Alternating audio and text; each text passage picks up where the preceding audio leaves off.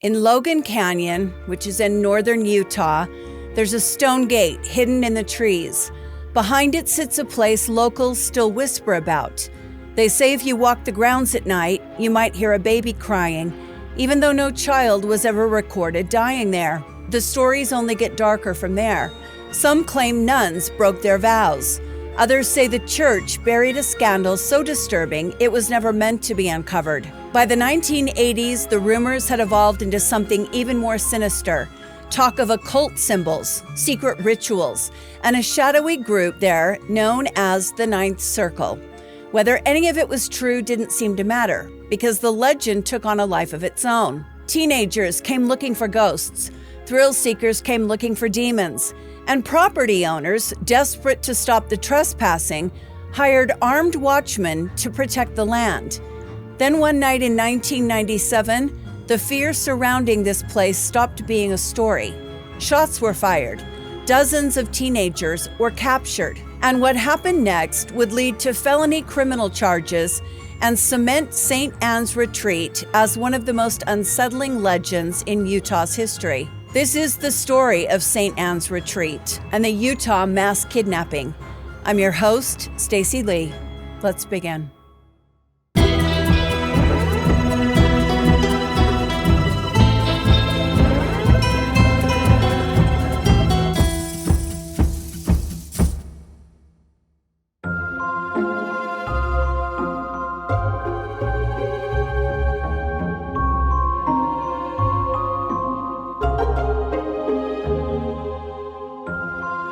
Long before the ghost stories, before the rumors of rituals and the thrill seekers climbing the fence at midnight, the land in Logan Canyon was built for something very different: privacy.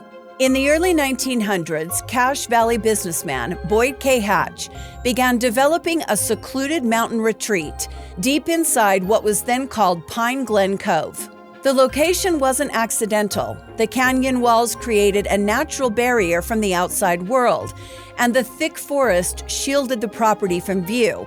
Even today, you don't see it until you're almost on top of it. Hatch wasn't building a campground. He was building an escape for the powerful. By the 1920s and early 1930s, the property had evolved into an exclusive private resort known locally as Hatch's Camp. Stone structures were built to withstand harsh winters. Cabins were designed for comfort rather than simplicity. There were gathering spaces, fireplaces, and a lodge where guests could socialize far from the public eye. And people came. Utah was already attracting film productions for its dramatic landscapes, and industry figures traveling through the region needed somewhere private to stay. Local accounts and historical records confirm that the retreat hosted film crews, business elites, and high-profile guests passing through northern Utah. No official guest registry was ever made public. That privacy was part of the appeal. And like many secluded retreats built for wealthy visitors, stories began to circulate. Not criminal allegations, not documented incidents, just whispers.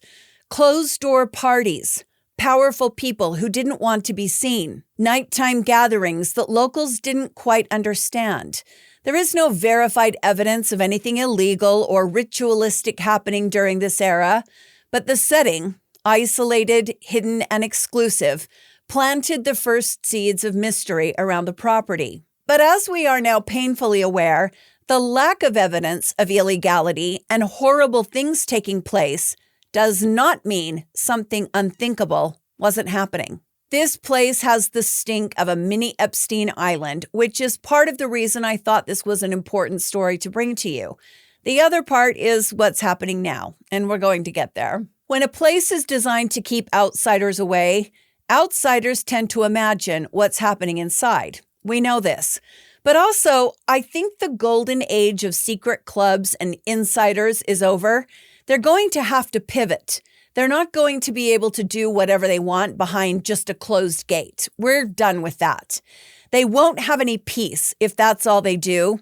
They're going to have to go much further underground, which I do believe will happen, and we're going to have to work even harder to uncover them. The good news for us is the world is now a much more transparent place, and we have a lot more tools at our disposal to stay connected, to learn from each other, and to watch those who don't want to be watched. Soon, this property would change hands, transforming from a private playground for the elite into something much quieter and far more symbolic.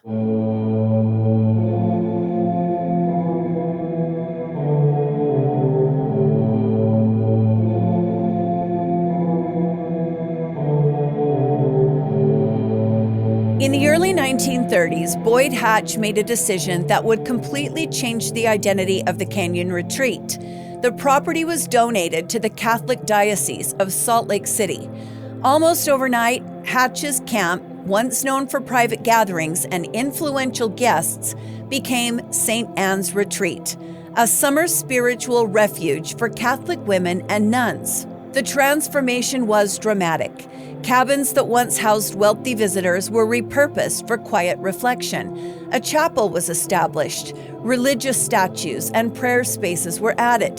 The retreat became a place for silence, meditation, and spiritual renewal, far removed from the world below. For decades, groups of nuns and Catholic women traveled into Logan Canyon each summer. They attended Mass, walked the wooded paths, and lived simply among the trees. By all documented accounts, the retreat was peaceful and uneventful. But the contrast between its two identities, elite private getaway and secluded religious compound, would later fuel the imagination. Because people began asking questions. Why was the property so hidden? Why were outsiders rarely allowed inside? What happened up there during the months it was closed? There may not be documented evidence of misconduct, scandal, or secret rituals connected to the church's use of the property, but folklore doesn't grow from facts. It grows from isolation, from secrecy, from the feeling that something important, just out of sight, or powerful, is happening. And decades later, when the retreat began to close down and the buildings were left empty, those questions would come back. Except this time, the stories would be much darker. They wouldn't be about celebrities. They would be about ghosts. And then there would be a horrific crime.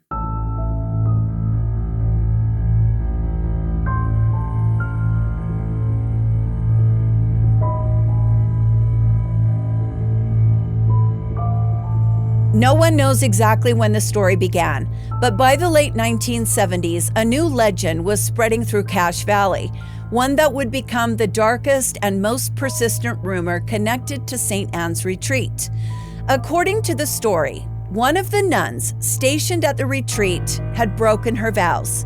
She became pregnant, and when the pregnancy could no longer be hidden, the church made a decision. The baby, the story claimed, was drowned in the retreat's swimming pool to keep the scandal from becoming public. Some versions say the nun herself was punished. Others say she disappeared. But nearly every version ends the same way. And they say if you visit the property at night, you can still hear the baby crying. The story spread quickly, especially among teenagers. By the 1980s, it had become a rite of passage in northern Utah. Drive up the canyon after dark, sneak past the gate, stand near the empty pool, and listen. But here's the reality. There is no historical record of a pregnancy, a drowning, or a child's death at St. Anne's Retreat. But there wouldn't be. There are no police reports, no church records, no newspaper coverage, because there never was.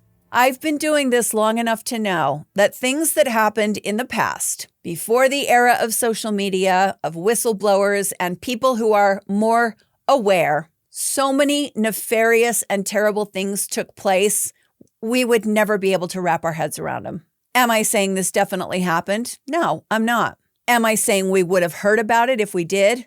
Not a snowball's chance in hell. Folklore researchers at Utah State University have documented the story as a classic example of what's called a legend narrative, a story that feels true because it fits the setting: a secluded religious property, a hidden scandal, a silent church. The pieces make emotional sense, and the legend didn't stop with the baby. Soon, new versions appeared. Stories of multiple nuns murdered, illegal abortions hidden on the grounds, priests covering up crimes. None of them verified, but by then, the retreat's reputation had already changed. It was no longer just a religious site. It was a haunted place. Soon, it would be a crime scene.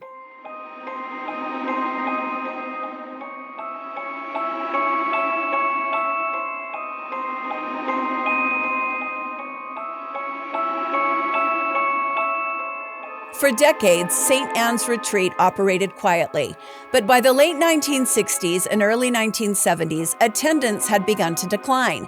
Fewer groups were coming, maintenance costs rose, and eventually, the Catholic Diocese sold the property to private owners. The new investors had plans: development, restoration, possibly vacation homes, but those plans never fully materialized.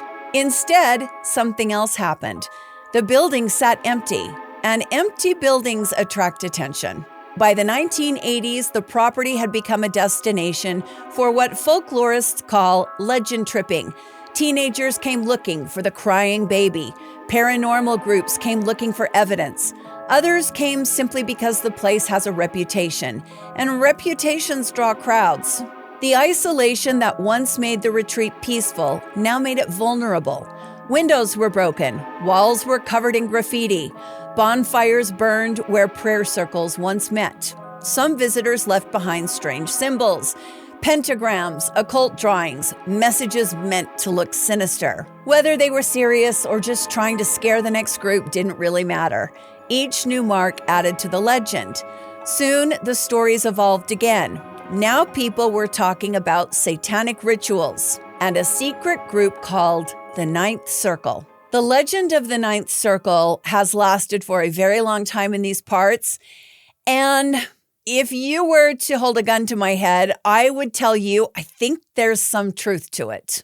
You have to remember the era. This was the time of satanic panic, when just mentioning that you might be into devilly stuff, that would cause you to be looked at as a hard ass, somebody scary. But people began talking about satanic rituals and this secret group called the Ninth Circle.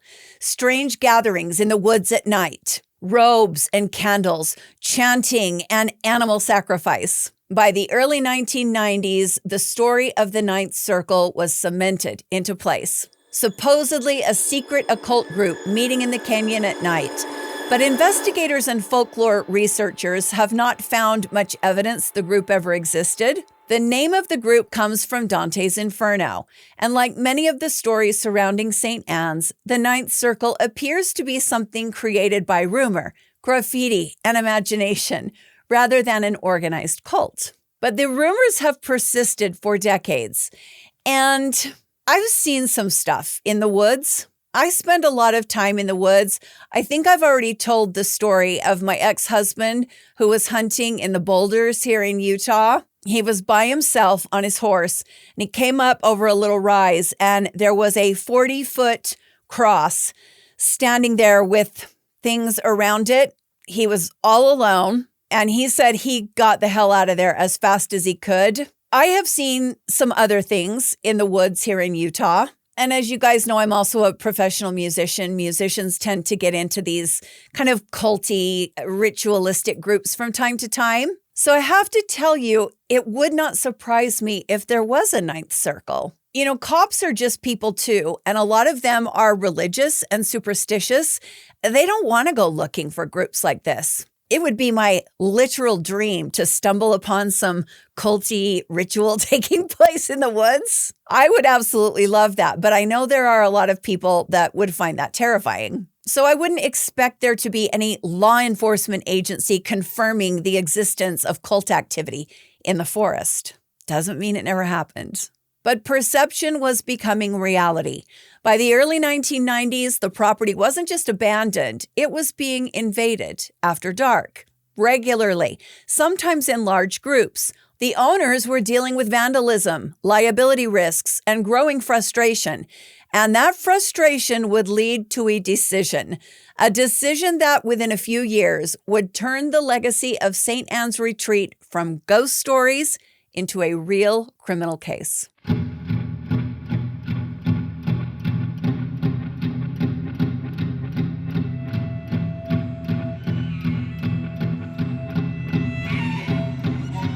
It's now October 10th, 1997. By that time, St. Anne's Retreat had become something the owners never intended.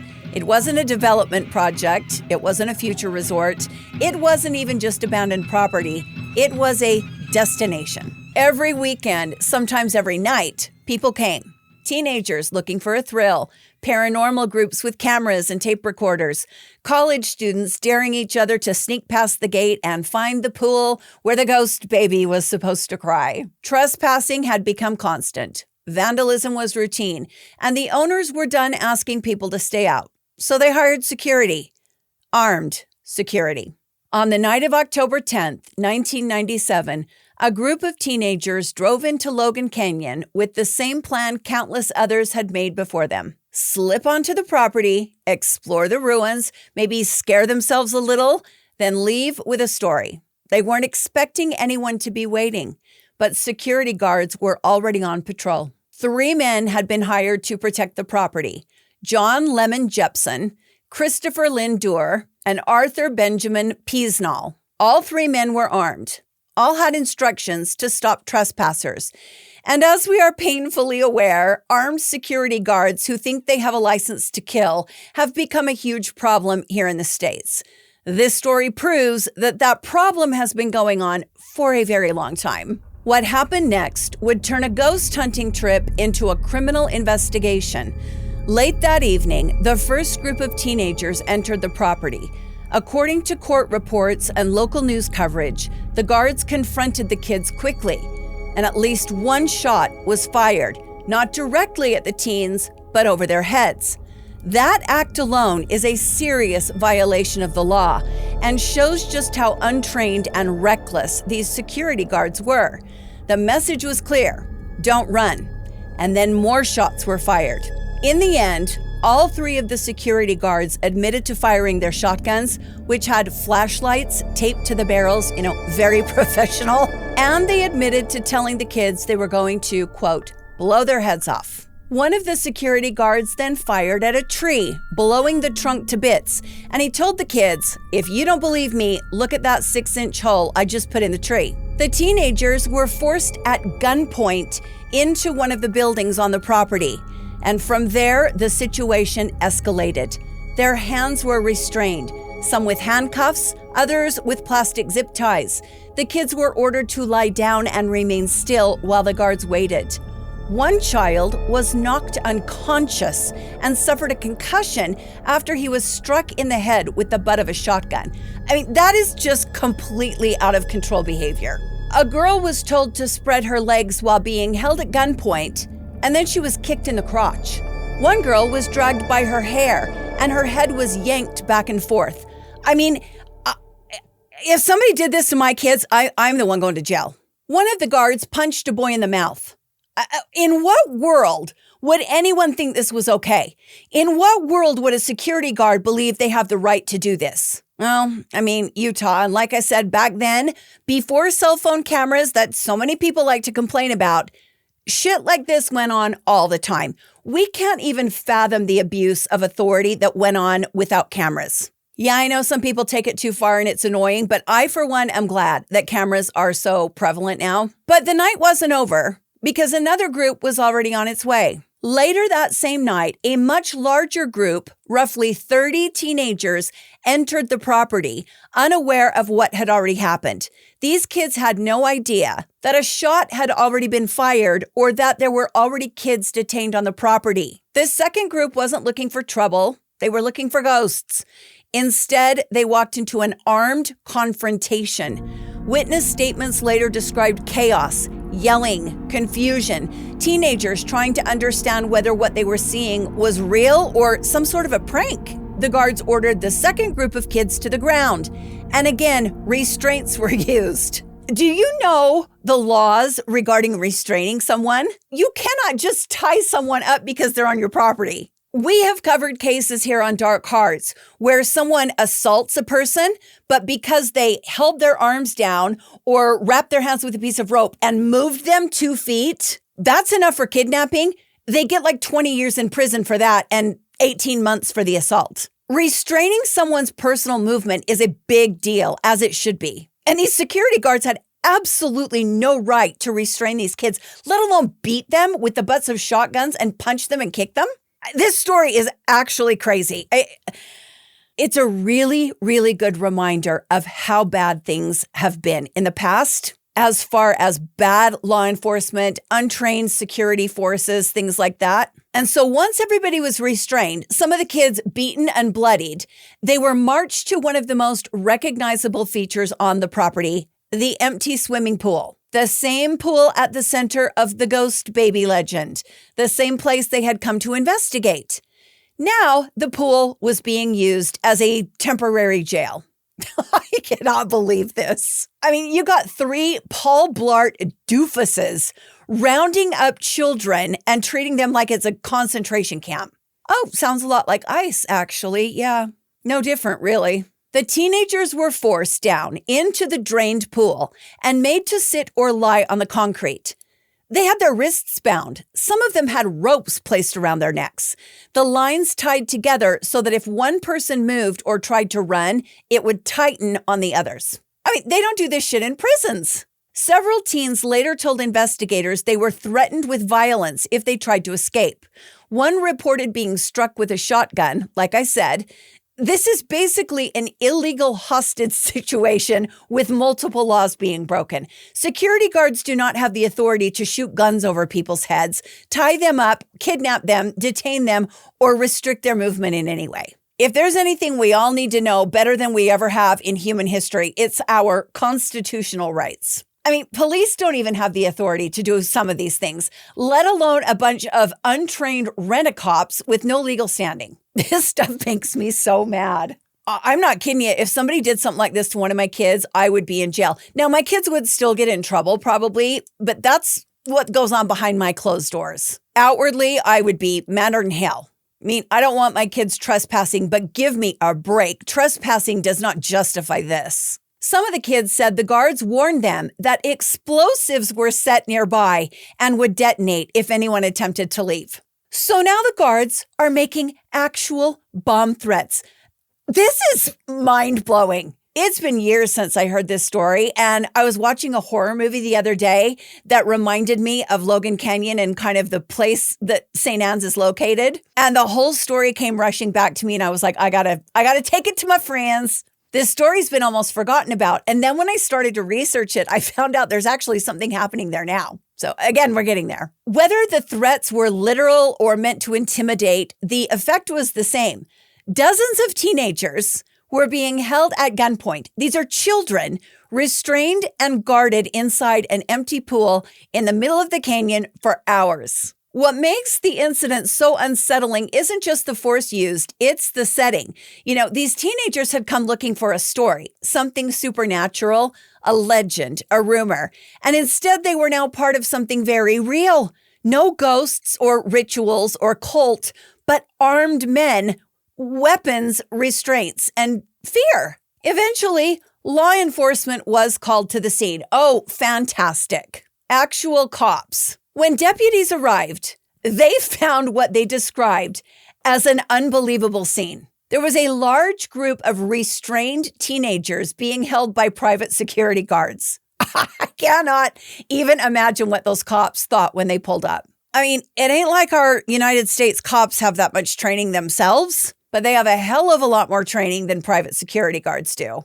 I know a lot of cops who agree with me on the fact that our police need more training. Well, thankfully, the situation was brought under control, but the investigation was only beginning. What the guards had done went far beyond protecting private property. Prosecutors were made aware of what was happening up the canyon, and they charged each of the 3 men with multiple counts of aggravated assault, a felony offense. The allegations included detaining minors at gunpoint, using physical restraints, firing a weapon during the confrontation, making threats of serious harm, using excessive force against unarmed teenagers, and then later, there were more charges. Hang on. Each of the 3 men faced multiple felony counts with potential prison time. I went deep into one of our university's archives, and I found this news story. It talks a little bit about what happened, but then there were additional charges added. After the 3 guards were hit with the charges I just outlined, prosecutors added sexual assault charges. John Jepson of Pocatello, Idaho, Christopher Durr, and Arthur Peasnall, who are both from Tooele, were charged with forcible sexual abuse. These guys were just total and complete creeps, and such a good look into the minds of some of the people who want to become security guards, you know? You're true crime people, I don't have to tell you. I always get nervous when I bring this up because it's a fine line. Dangerous people are often attracted to positions of power, especially being cops. Sometimes they can't pass the psych evaluation, so then they become security guards. As I always say, does this mean that everyone who wants to be a cop is violent? No, it does not. Does it mean that there are some issues with recruitment? Why don't you ask the nurses in an ER room? Some cops slip past the psychological testing, but that does not mean that everyone who becomes a cop is a bad guy or violent. So where did these charges come from? One of the teenagers detained said that Jepson felt her breasts with his hands under her shirt. Yeah, he would not have hands if he did that to my daughter. Jepson claimed he was checking for weapons. Yeah, of course. Yeah, right. In a significant decision, authorities chose not to pursue trespassing charges against the teenagers. The focus of the case was the security response. What began as an effort to protect property had crossed into unlawful detention and excessive force, and the story spread quickly. Local media coverage described the scene in detail. Armed guards, restrained teens, and the empty pool. For many in Cache Valley, the incident confirmed something people had already sensed.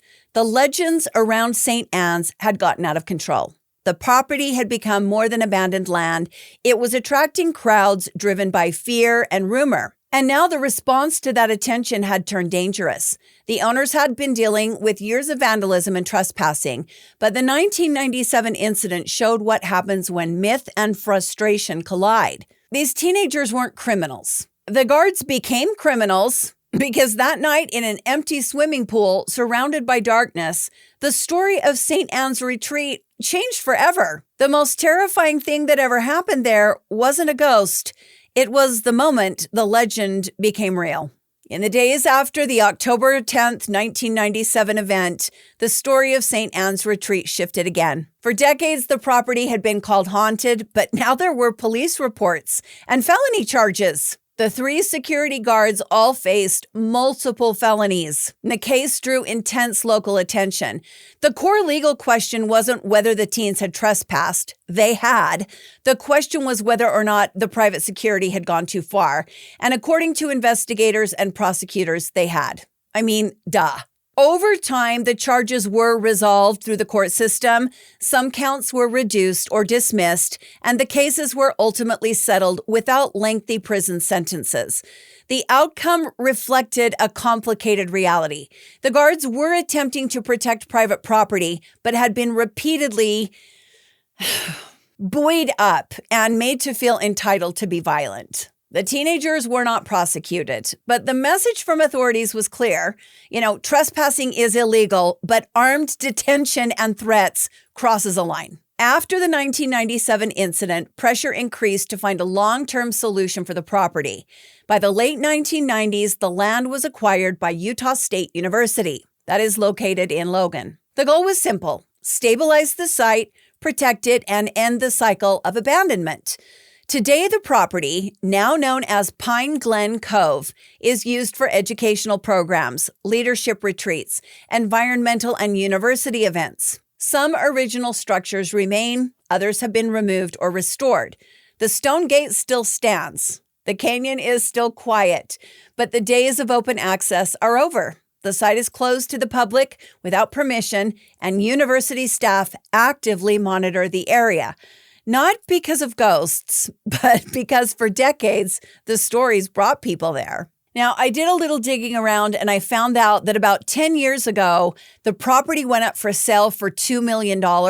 And by 2025, the price for the property was only $700,000. So apparently the university does not own St. Anne's Retreat anymore. There was a sale and it closed last summer. The new owner has said that they want to restore the property back to its early Hollywood glamour days. Now, if you're unaware of this, the film industry is booming here in Utah. Literally like a mile from my house, Kevin Costner's I don't even know what to call it, compound has kind of risen up in this industrial area off one of the highways. There's a gigantic warehouse, and then there's just all these semi-trucks, big fence around it for security. And I'm sure there's all kinds of gear in there. But, he's now producing, I think, those Yellowstone shows and like all those Westerns and stuff. So maybe this new owner of the property is thinking, well, the film industry is really booming here in Utah. But I mean, Logan is 7 hours from my house. And you have to understand, Logan is like covered in snow 6 months out of the year. Maybe they go up north to film the winter scenes. I don't know. It's beautiful in the summertime. Utah's a big state. You tell people who are from Utah, they think you know everybody here. But I am hours and hours from northern Utah. I'm only 90 minutes from Las Vegas. And we have a lot of celebrities that live here in town. I saw Robin Williams at the grocery store one day. I saw Celine Dion coming out of Stone Cliffs once. We have lots of professional athletes that have houses here. So maybe the new buyer is thinking, the economy here calls for it. I don't know. I hope he turns it into something amazing. We'll have to wait and see. When stories become so compelling that people physically seek out the place where they're supposed to have happened, sometimes crazy things occur. The rumors created the behavior created the damage made the place look haunted, and the appearance of abandonment made the rumors feel true. It's a feedback loop, a haunting built by imagination. And eventually, there was one night when that belief put dozens of teenagers in real danger. Today, if you drive up Logan Canyon, you might pass the entrance without noticing it. The trees have grown back, the buildings sit quietly behind restricted access. The canyon looks peaceful again. But ask around Cache Valley and the stories are still there. The crying baby, the satanic rituals, the night people were tied up in the pool. Legends don't disappear when a place is restored. They just move into memory. And St. Anne's Retreat may be quiet now, but its reputation was never built by ghosts. It was built by the isolation that will probably exist for a long time. The legend was built by rumor and curiosity. And by the time people went looking for the story, it turned into something very real.